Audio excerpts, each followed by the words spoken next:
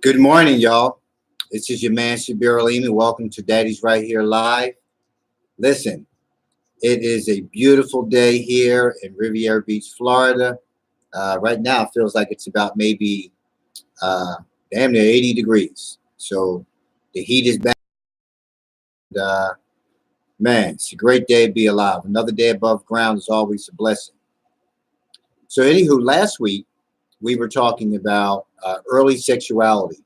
And some of the things that we covered were issues related to, well, not issues, but matters related to how you engage a child when they begin exploring themselves, because it's a natural thing to do.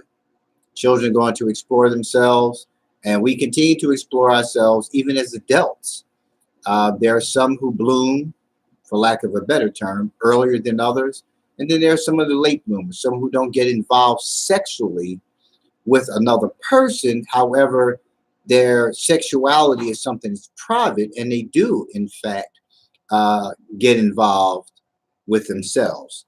So at whatever point they begin to interact with someone else, we have to really take a look at how the human being interacts with themselves sexually and what happens to them in terms of how they develop their sexuality. And one of the main things I want to hone in on that I talked about last week was that when you come upon your child touching themselves, how you react to that circumstance, how you react to it is of the utmost importance. Because at that age, and we were talking about infants and toddlers, so we were talking about the ages, 1, 2, and 3 primarily. And that's when the child begins to look at their bodies, not only explore their bodies, but see their bodies. They begin to look at their limbs and their chest, their stomachs, and all those things. They begin to explore themselves, and they kind of like, wonder about what this is that I'm touching, and I have a feeling to it. And how is it that when I touch down here, I have this particular sensation, a pleasurable one? Of course, not being able to determine in words what pleasure is, but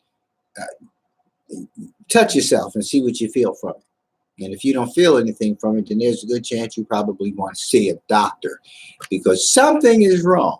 But anywho, even if they're touching the nipples on their chest and they feel a sensation from that, some people have sensitive breasts, so you touch their nipples are getting wrecked, and they'll feel stimulation throughout their body. Then you have some who really don't have uh, uh, a sensation. They have a feeling there because you're touching it, but they don't have that sensation where it really does anything for them. So the child begins to learn about their bodies. They begin to um, do things for themselves that give them pleasure, because the human being is designed as such. The human being is designed to seek pleasure. It's that pleasure sensory in the brain that is always on the alert for a good feeling.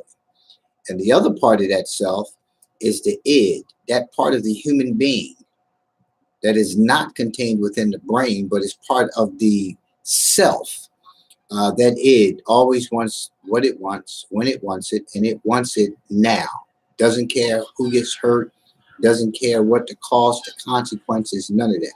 So when you combine those two things together, you begin to see how some people, as adults, are selfish because they haven't moved into the balance with the ego and the super ego, which is a whole different show. And if you haven't seen that show that I actually do a couple of them on the id, the ego, and the super ego. You definitely want to check that out, because all of this ties in together.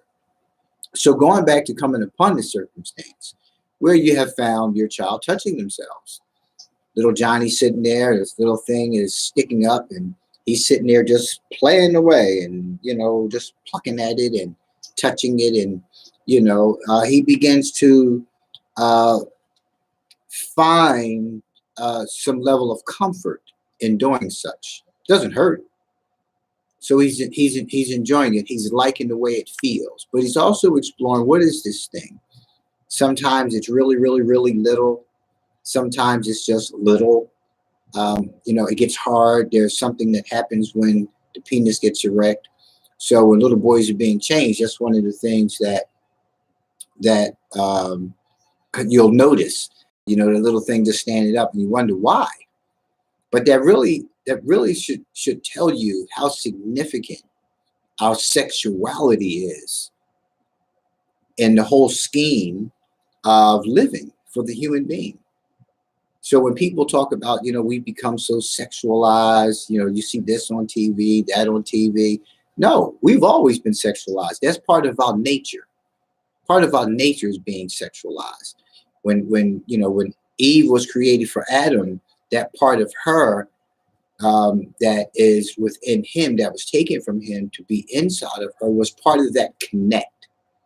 So whatever that part was that was taken from Adam had to be something that was so powerful that it would draw them to one another. And not only draw them to one another, but remember, sex has been defined according to doctrine as being only for procreation. Really wasn't for enjoyment. I mean, you should enjoy it, but the point that I'm making to you is that sexuality is the core of the self, because that's part of procreation. That's how we have the capacity of human beings in this world that we do, because we continue to have sex, we continue to have children, we continue to make more children, our children have children. So you couldn't have what you have today if there wasn't a part of Adam placed into Eve. We wouldn't have this, because it would be no connection. People practice abstinence on their own. They decide that they don't want to be with anyone, but that's something that really is a result of what resides within the mind, the traumatic experiences through failed relationships, difficult relationships, sexual assaults, and all these other things. But trauma is what causes people to put a guard up and protect themselves from harm. Therefore, the first thing they protect is their sexual organs. I'm not giving anybody none. I'm not doing anything with anybody, so on and so forth. But that's the mind that has developed and that has internalized traumatic experiences. The level of trauma that I believe infants experience, again, as I talked about last week, resides within the womb. Things that the mother endured through the course of her pregnancy. If the mother had a serene, peaceful, tranquil environment, she's more likely to have a good birth. The child is more likely to have that type of a personality that is more calming and relaxing. But if the mother was in a stressful situation where it was, domestic violence involved, drugs and alcohol, having to, maintain a job and take care of the house because maybe there were other children, all those things factor into the child's personality. So you have to look at all of those things. So that also means that ties into when the child is born, how they approach their bodies. Because always seeking to find some relief, right? It's easy. You find grown men who sit and, we put our hand down in our pants like we're not necessarily fondling ourselves, but there's a sense of comfort. There's a sense of safety that's down there because that began in that stage of infancy, where we begin to find comfort. It's like a Linus blanket. If you're a Snoopy a fan, the what is that? Charlie Brown and the crew, and then Linus always carry his comfort blanket. Well, for males, the comfort blanket in most cases is the penis. And Freud talks a lot about penis envy in his psychosexual stages of development for the human being. So if you look up Freud's psychosexual development of the human being, he'll talk a lot about that. You know, so it later develops into something else, which ties into male machismo, if I may, and how males see themselves in the world. So at this age, as infant and toddler, what you begin to see is that the development of the self-concept happens here. So the child doesn't, at that age, have an understanding of what impact having a small penis or having a large penis would have in the world, in their lives, you know, in being intimate with the opposite sex. They have no concept of that at all.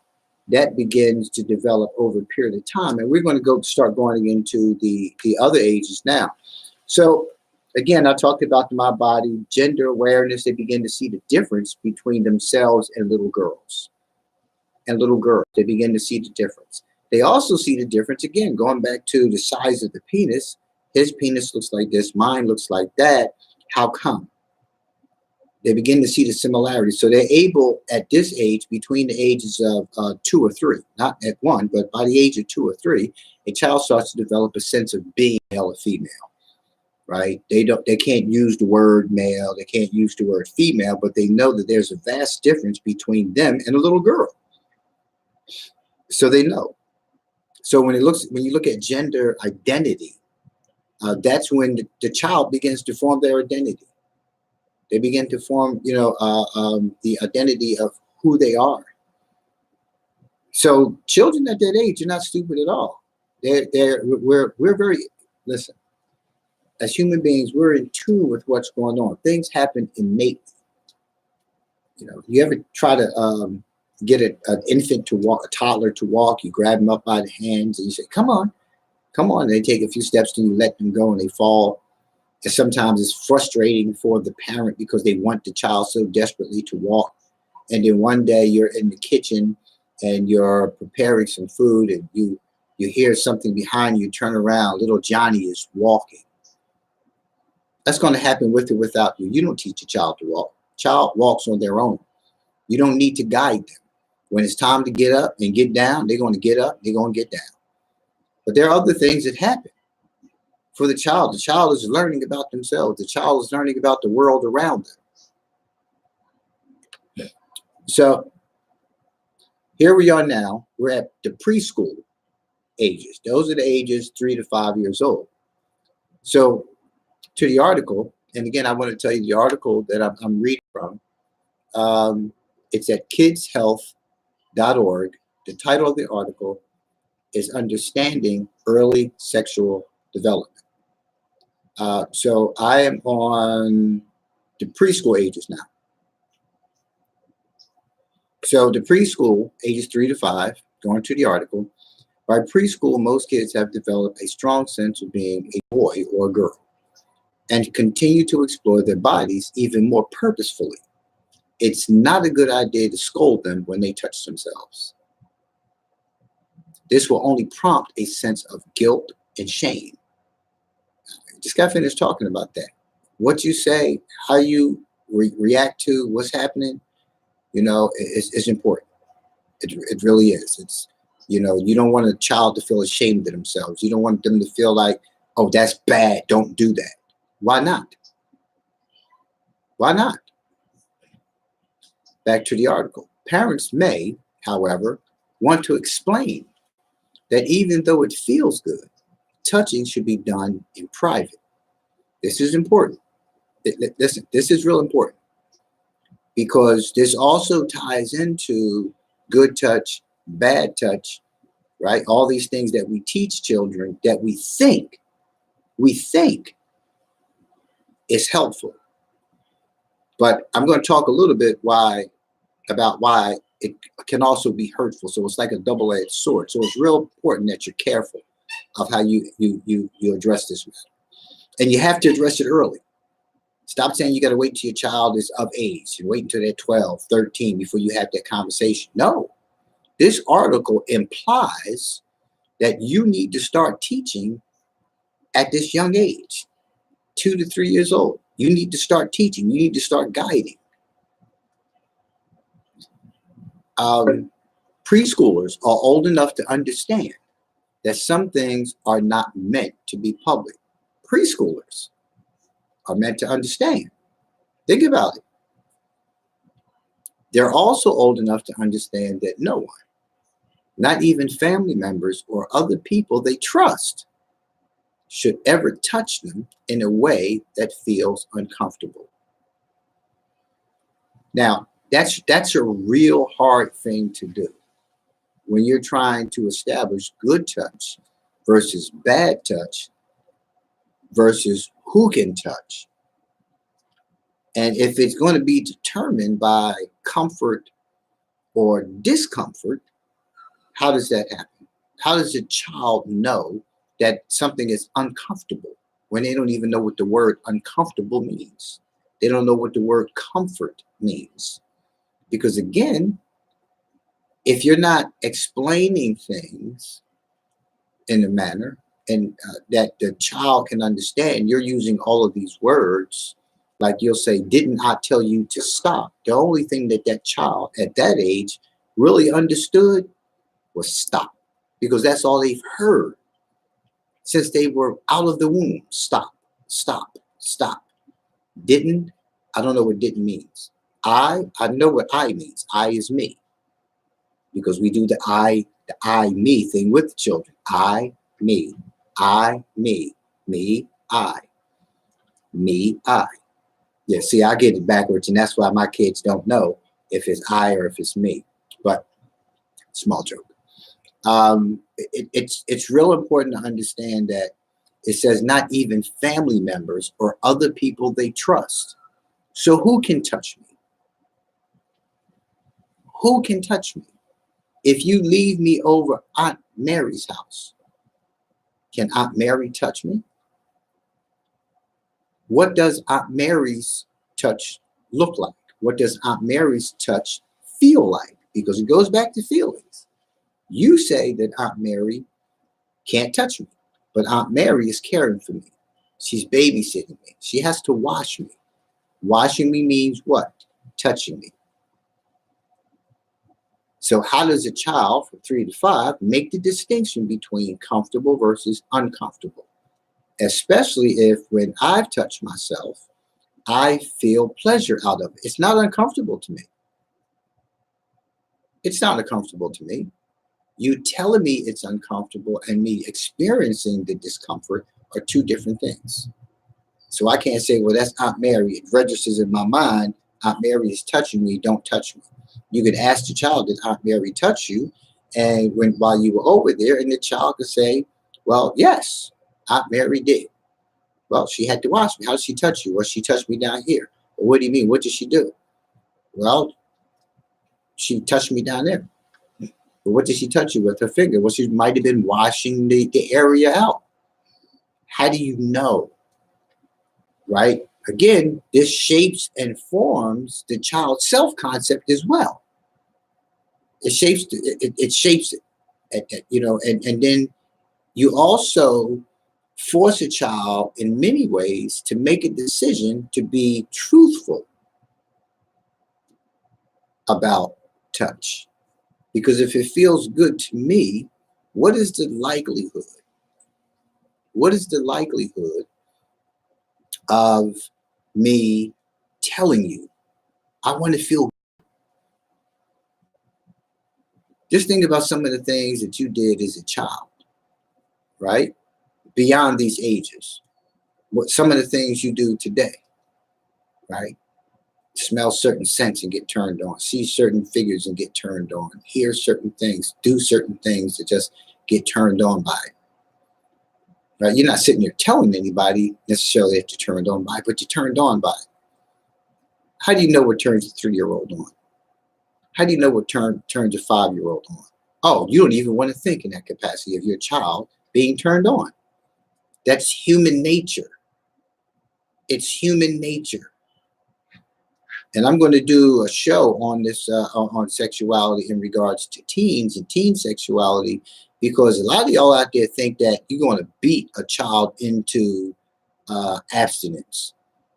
You're going to make a child abstain from sex. You're going to put the fear in God in them. They're not ashamed, but she know I ain't playing that. But you don't hold that same value to the little boys, and you wonder why little boys is running around putting that thing up in everything that's moving and dropping seeds everywhere. And you got all these children that they're not there for, right? You don't have that conversation with boys, which is going to be the follow-up to this show in terms of how boys are conditioned sexually, how they're conditioned sexually. But, you know, little girls, they get a whole different perspective of life, right? They're given a different lens to look at life through. Let me go back to the article here. In terms of public, what's public? What's public? So if we're out at the swimming pool, and we're out at the beach, and I got to rinse off, and you know, and you as the parent is cleaning me off, and there's some areas that you know you have to clean off that I have been taught to view as being those private areas, things that we deal with in public. Follow me? So now you're out in public and you're washing me off and getting the sand out of my bottoms or sand out of my tops, and I'm a 3 to 5 year old, and I may be pulling away from you, and I'm telling you no and stop, and you're getting upset with me, but I can't make that distinction. I'm 3 to 5 years old. I hear what you're saying. I cannot do some things, but how do I express those things? Because that goes back to another thing, language. How do I express that? How?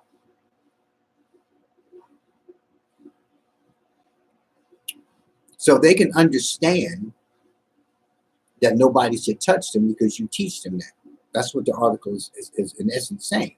You can teach a child. Nobody touches down here. No, just me. And because children are very inquisitive at that age. That's that age of the why. Why? Daddy, why? Mommy, why? No, you can't go outside right now. Why? It's dark outside. So turn the light on. Why can't I go outside? See, they're thinking. Turn the light on, because they know when you turn the light on, it gets bright outside. Turn the light on. I want to go outside.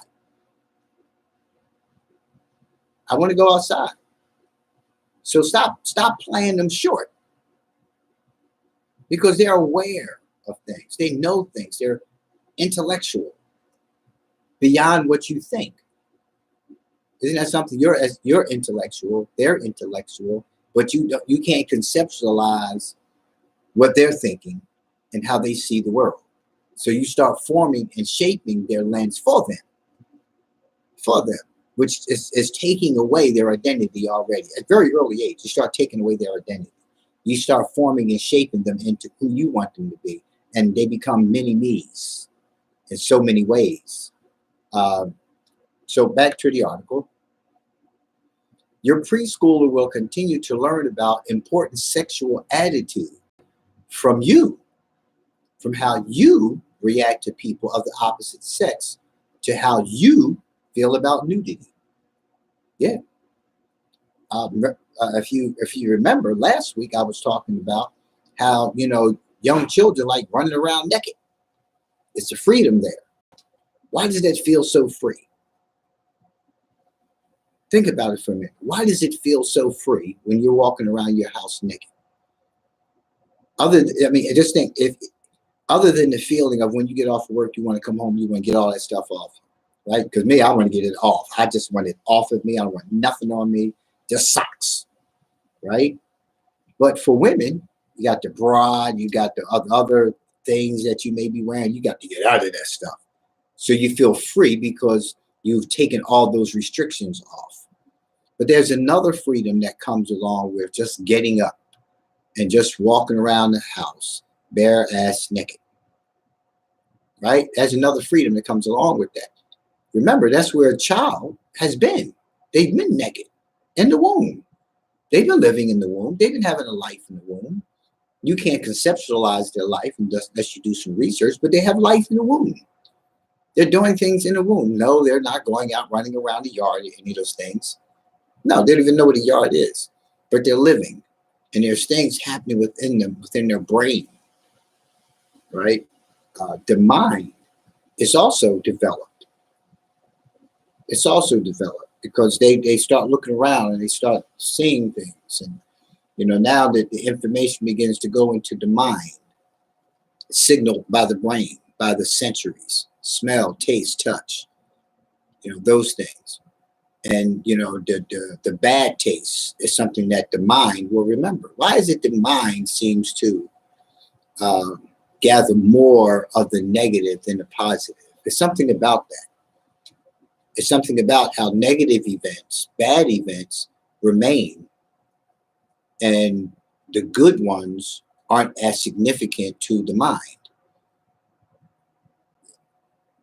It's always the negative, it seems to be, always the negative that remains. And when people begin to lose their minds, for lack of a better reference, the pain and suffering is more prevalent than the joy of life itself. So people don't remember you. You're their partner. You've been the joy of their life, but they don't remember that. And it's painful to not be able to remember. But being faced with particular circumstances, the pain, which is a trauma, which is like a post-traumatic incident happens, and they remember being pushed or slapped, or they remember eating a particular thing, and they remember, no, I don't want to go there. No, it's a bad place. You know, so you look at all of those things. And I don't mean to go too deep on you, you know, with that, but it's deep. It really is, because here is talking about sexual attitudes that they learn from you. Sexual attitudes they learn from you. You see little children emulating dance moves that they see the other parent do. What is it about that move that you're doing? They shake their butts. Why do children like to shake their butt? What is it about the shaking the butt? You know, what is it about the grind? What is it about the little dip thing? What is it about that you do?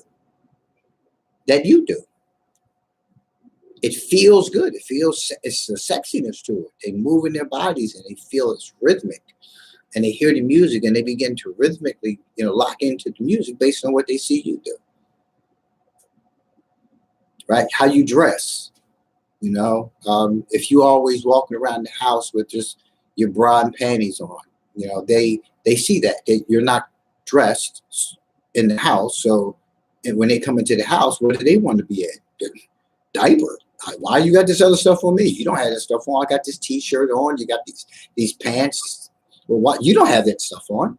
Why do I have to have it on? But if you put pajamas on when you're in the house, then the child is going to be comfortable with having pajamas on. But we tend to teach children to not do what we do and tell them how to do and what to do, but we're not showing the same thing. So it's not really making any sense. And the sense that they're making out of you do it. Remember, being unscathed of the worldly things. Children will be very blunt, direct, very brutal in terms of their questioning, because they're honest at that point. But we teach them dishonesty by how we react to things. So, and it talks about how you react to people of the opposite sex. People of the opposite sex. How do you interact with people of the opposite sex? Now, I'm not in any way, shape, form, or fashion excluding the LGBTQI community. And if I left anything out in terms of the description, forgive me. I'm just trying to make sure I'm inclusive. But that's a whole nother discussion that I'm not at liberty to have, because I don't have any experience in it. I'm not going to attempt to go into dialogue about something that I have not had any experience with. But in terms of the article and referencing how you as a man interact with a woman, and how you as a woman interacts with men shapes that child's perspective as well. Yeah. Yeah. And then how that person of the opposite sex interacts with them is also of significance. Or how the person of the same sex interacts with them shapes and form their self-perspective. All of those things are significant. They're all significant. So back to the article, endless questions. As kids become curious about everything, it's common for preschoolers to pose questions to their parents like, where do babies come from? Or, why doesn't my sister have a penis? How do you answer that one? That's a question that you'll probably say, you know what? Go ask your father. Or dad will say, babe, Johnny has a question for you. Yep. So it's those questions that have to be answered, and the way you answer them, again, shapes and forms the child's perspective of sexuality. Yeah. At that age, preschoolers at that age, where do babies come from? Well, that's why your sister looks different, because can you imagine a baby coming out of your thing? You think a baby can squeeze through that? A seed squeezes out of it, but a baby can't squeeze out of that penis. Right? So there you go. I'm giving you a hint. You can begin that line of discussion by talking about that. But you still have to have the conversation about what goes up there first. Because what goes up must come down. Yeah, must come down. And that's what comes down when you go up. So now, little Johnny says, I want a little sister. Little Johnny's going to say to you, Mommy, Daddy has to go up and get me a sister. Yeah. Should be an interesting conversation. But anyway, you have to be you have to be open with your own sexuality. You have to be comfortable with your own sexuality in order to have this discussion. But if you call yourself trying to protect your child from harm, trying to keep your child from learning about certain things until you think they should be learning about that, you're setting your child up and you're setting yourself up, because something's going to go down involving the child's sexuality, maybe with one of their classmates or whatever. And you're going to first ask that child, where did you learn that from? You might blame somebody who lives in the house. You might blame somebody who's a caretaker. You might, to think that my child could do something like that, he or she had to learn that from somebody else. And I know your uncle. Your uncle's a slimy little so-and-so. I know that perv. I know about him. He liked them young girls. I know what you all these things, instead of understanding that your child is already experiencing that on their own, independent of you and your guidance. And that's why you have to guide the child. You have to guide the child in terms of understanding some things. You have to guide the child in terms of understanding what is adult behavior and what is child behavior. Because there's a difference in how I do things and you do things. But if the child is knocking on your bedroom door and it sounds like you're crying, right? What do you tell the child? And if a child hears that and he sees something somewhere else, the child begins to put one and one together. Yeah, and now sees where 3 comes into play, because 1 and 1 mathematically makes 2. But when male and female get together, somehow or another, 3 comes about. So you got to look at all those things as well. Back to the article. When you get questions like these, try to answer as honestly and matter-of-factly as possible. So what this means is you don't react, you respond. You respond. That means you take a minute and think. You look at your child's adorable face and they're saying, well, I don't know. Why? I want a sister. I want a brother. And they're just looking at you with those big, beautiful eyes, questioning the world around them. And you have to be able to respond so that child can come away from that discussion feeling good about themselves and who they are, and with proper information. Back to the article. Answers like the stork brought you not only dismiss a child's curiosity, here we go, but also make parents look less credible. When the kids find out the truth, being truthful now also encourages your kids to come to you with their questions in the future. Again, you're setting the tone. You're setting the tone. Is this really an open door between you and I? Am I going to come to you and you're going to tell me the truth about things? Because I'm going to learn everything in school. Everything I'm going to learn from my peers in school. Yep, that's where I get all my information from. So little Johnny say, no, that's not where kids come from. And little Johnny got the right answer from his mom and dad, right? If he got the right answer, right? And your kid is sitting there listening and feel like, nuh-uh. My mommy said this. My dad said that. It comes from storks. And you hear other children chiming in and they're laughing at little Johnny. Now little Johnny is ashamed, embarrassed, feels stupid. Yeah, this is all shaping the child's identity. All shaping the child's identity. All shaping the relationship between you and your child. Because once a child, especially at that age, stops trusting you, then they don't come to you about things. And then you keep beating the child upside the head, wondering why didn't you tell mommy the truth? Why? Well, because you lied. And the child will say that to you, but you lied. You lied to me. You didn't tell the truth. Now you want to beat the child upside the head because they're telling you the truth about your untruths. So now I'm not coming to you. I'm going to go back to little Mike in class because Mike knows what's going on. Yeah, he knows what's going on. He got that swagger. So I'm going to start following Mike. Now I want to be like Mike, right? Now you really got a problem because you don't know who's guiding or what's guiding Mike, or even what Mike's agenda is, because you don't know about Mike's sexuality, do you?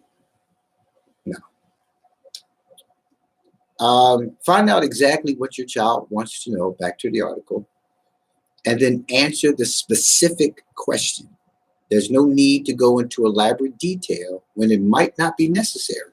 For example, you might say that a man and woman can make a baby, and that baby grows inside the woman's belly.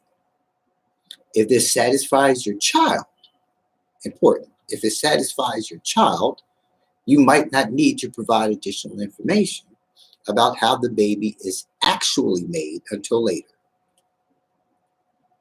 Okay? If it satisfies the child, that means that you can't just cut it off. Well, mommy and daddy, we do this and we do that, and it grows inside of mommy, and that's it. You don't have to go into, well, there's the seed, there's the egg, there's the act, there's the comes out of the, you don't have to go into that. Now, the child's first response may be, why? And you're sitting looking like, oh, snap. Here we go.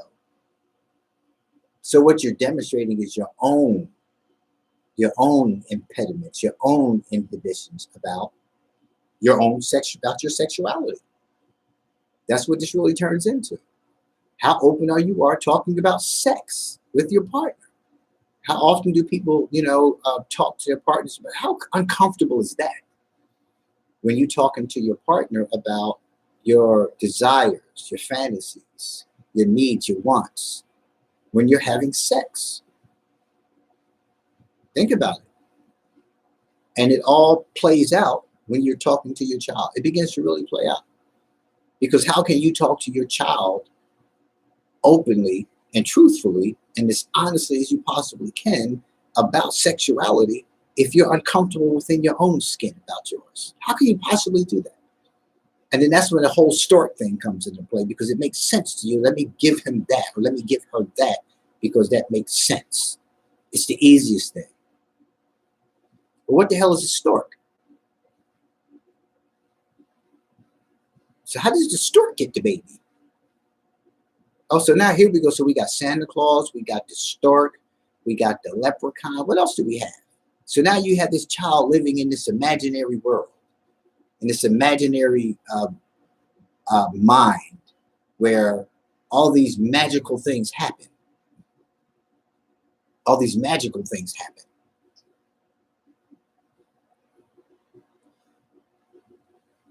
And then you want to tie that into God later on. Okay, anywho. So if you can resolve it with the child at that point, the child is clear, move on. It'll come back up again, because as they continue to see the world around them, they're going to ask more questions about that. Well, how does that seed get in the belly of mommy? Yeah. Because daddy's in that belly when it, no, okay. So anywho, let's go to back to the article. Playing doctor. How many of y'all remember playing doctor with your friends? We're going to play doctor. We're going to operate. We're going to check some things out on you. Turn over. Open your legs. Let's see that thing. Pull it out. Yeah. Playing doctor became so popular that they created a game. Operation, right?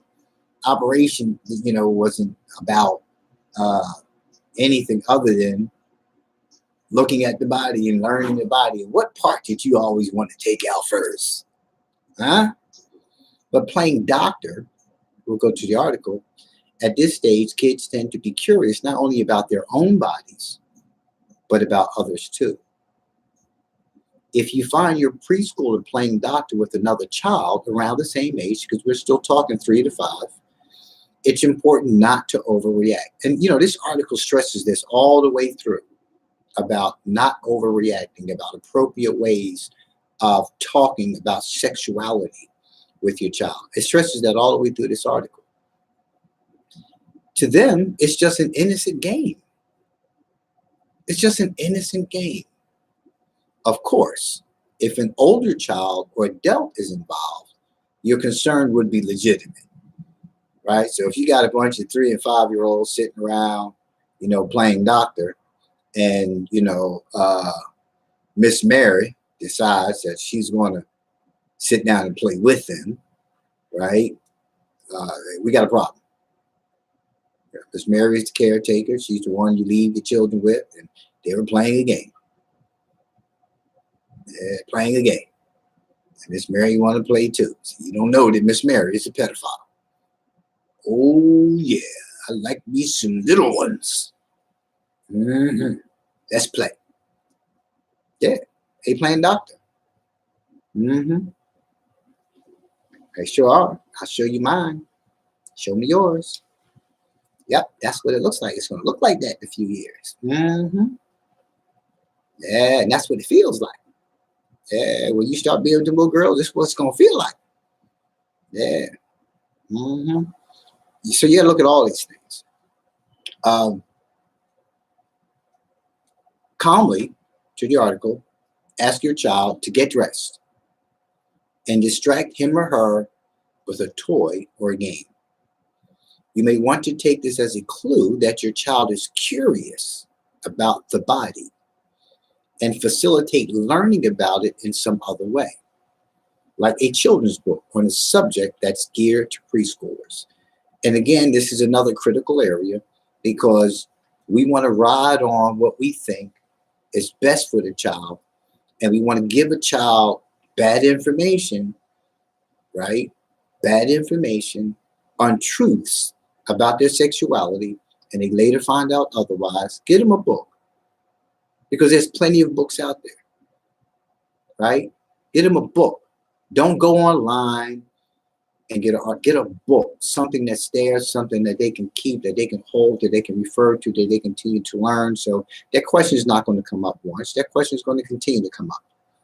Give them a source of reference. Let them, when they start having conversations with their peers, let them have a point of reference. Well, this book that mommy gave me, this book that daddy gave me, says such and such. This is what happens with the babies, and this is what you can do to touch or not touch, and things of that nature. You have all of those things that you can look at. All of those things that you can look at, but there's a point of reference other than you. Because you're giving a child information through your filters. So your perspectives, once again, on sexuality, on discussing sexuality with the child that age is always challenged. And when we're challenged about things that we're not open or comfortable with, we give reactions, not responses, based on our own experience. And if you have been sexually assaulted in any capacity, that adds on to it. It adds on to it. This is about you teaching the child about their sexuality, right? That's what this is really about. So yeah, go ahead and get them a book of some sort, or something, that they can learn from. Have them watch a video or something. There's videos out there that help teach children about their sexuality. Ask the teacher. The teacher is a great source of information in terms of being able to guide you to resources. Have a relationship with the teacher, because there's things that the child is going to do in class. If the child is doing something at home, you want to have a discussion with the teacher. Hey, listen, he been playing with that thing an awful lot. Does he do that in class? Well, yeah, Miss Johnson, I've been meaning to call you about that. Yeah, I caught him out, in the bathroom a couple of times, just preoccupied with that thing. Or he was sitting in the coat room and he had his hand down in his pants. Right? Where was he? He was in private.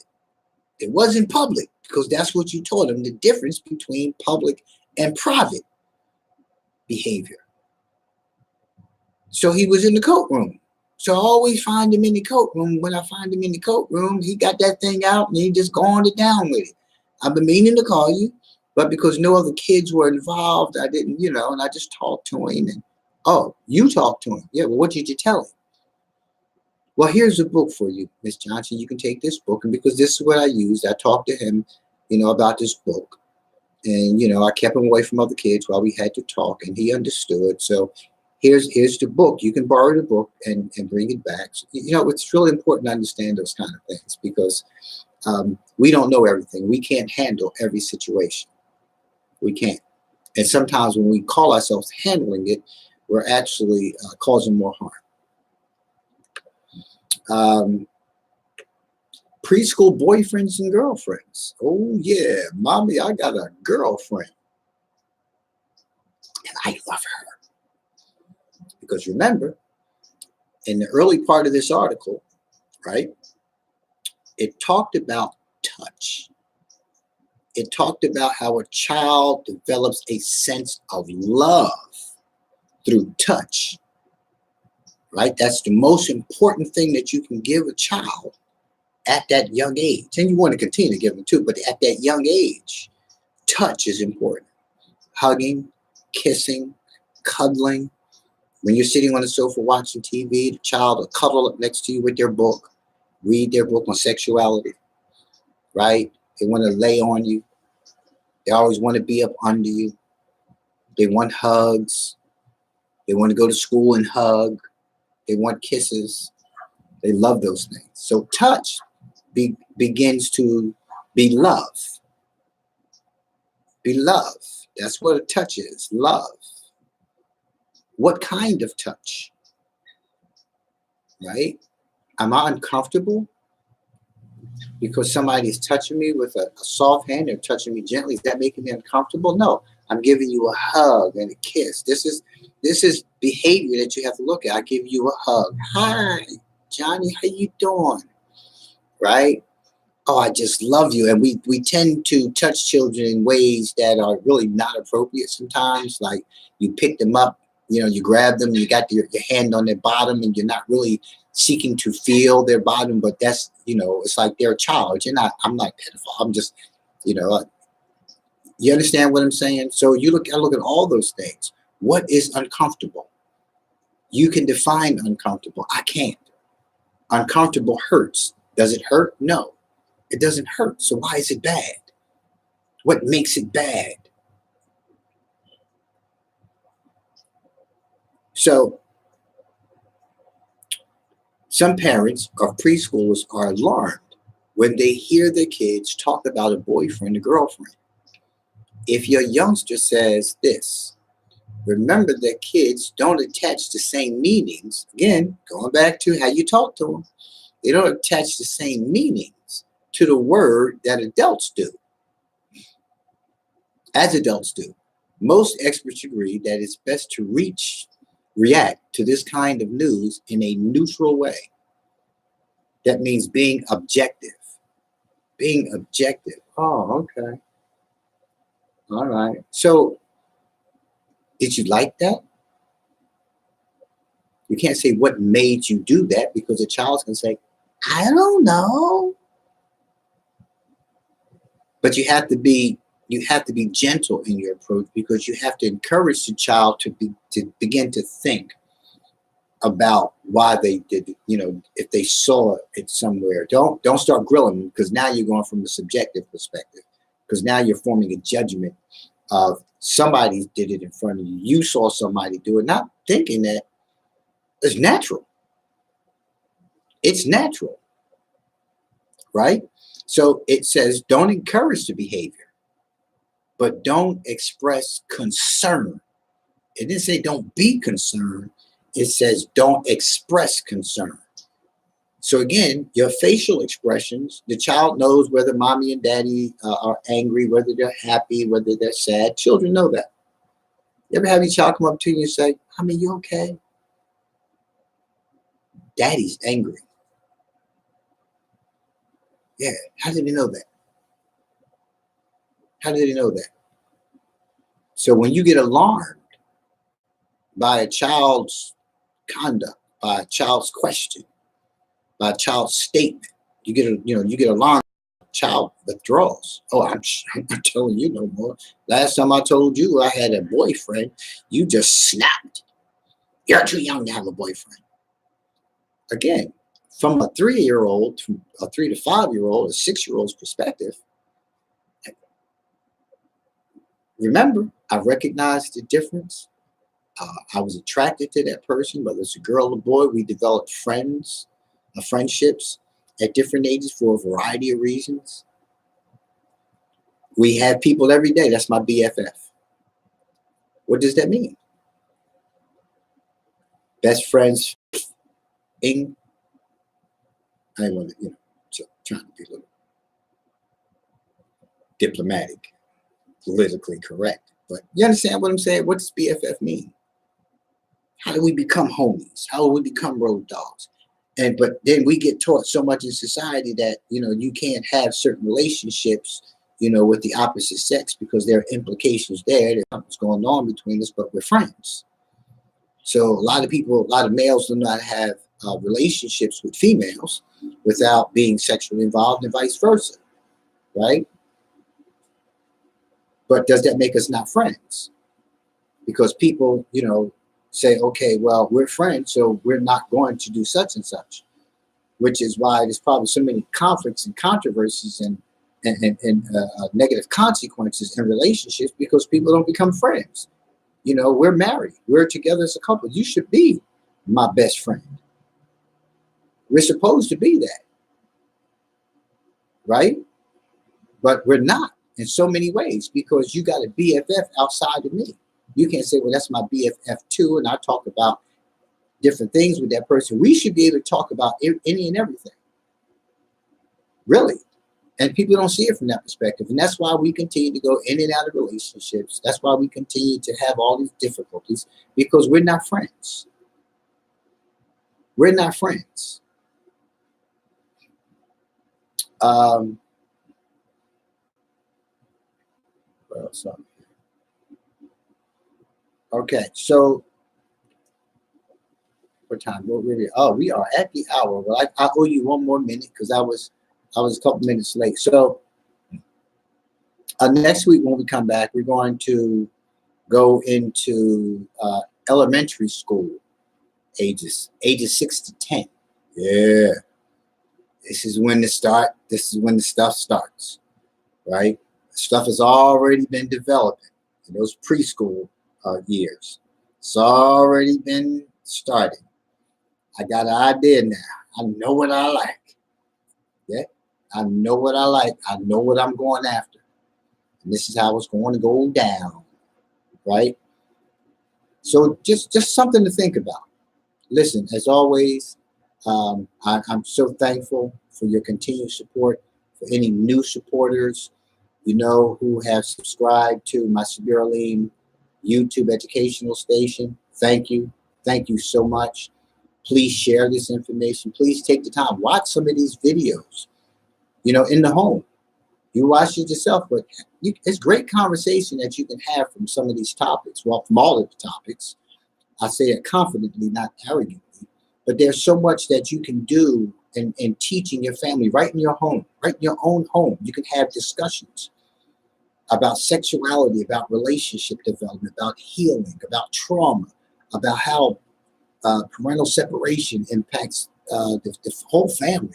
All these things. There's so many topics there that you can put it onto your phone, any of your mobile devices, your laptop, your computer, and y'all can gather around as a family. Hey, listen, you're having guests over for drinks and all those things. Pop one of those videos in from my educational station on YouTube. Pop one of those videos in and watch the sparks fly. Not in a negative sense, but you start having some heartfelt dialogue. That's why I do these videos. I do these videos because it's about helping other people. But most importantly, you need to understand that I may host this show, but I learned so much about the stuff myself. I'm learning just like you. Most of these articles that I go over in the shows, I look over them. I don't, necessarily read the entire article. I have a thought in my mind about what it is that I want to discuss. And so, you know what? I think this would be a good topic. And I'm learning things, even in doing this article. I glanced through this article. This is my second time with this article because I did the beginning of it, the first show last week, which was my first show back after having, some months off from the show. But I'm still working on the film. The film, Why Are You My X2, is still in post-production. I'm doing some new soundtracks to it and fine-tuning some other audio stuff that I want really tight before I start doing public screenings, and also start submitting to film festivals. But I'll be showing the film a couple of times this month. So look for the posting to see the film, Why Are You My X2? And a lot of those things that you'll find that I've talked about in my shows, you'll actually find the content in the film. Again, thank you all for your support. Hey, listen, next week, bring a friend. Bring 2 friends. All right. Breakfast on you. How about that? Breakfast on you, and sit down and enjoy the film with friends. I don't know if you got the kind of weather that we got right here in Riviera Beach, Florida. But man, the weather is popping. You see, I'm sitting out here doing the show on the porch. On the patio. I love it. I love you. Thank you. Have a great day. Peace.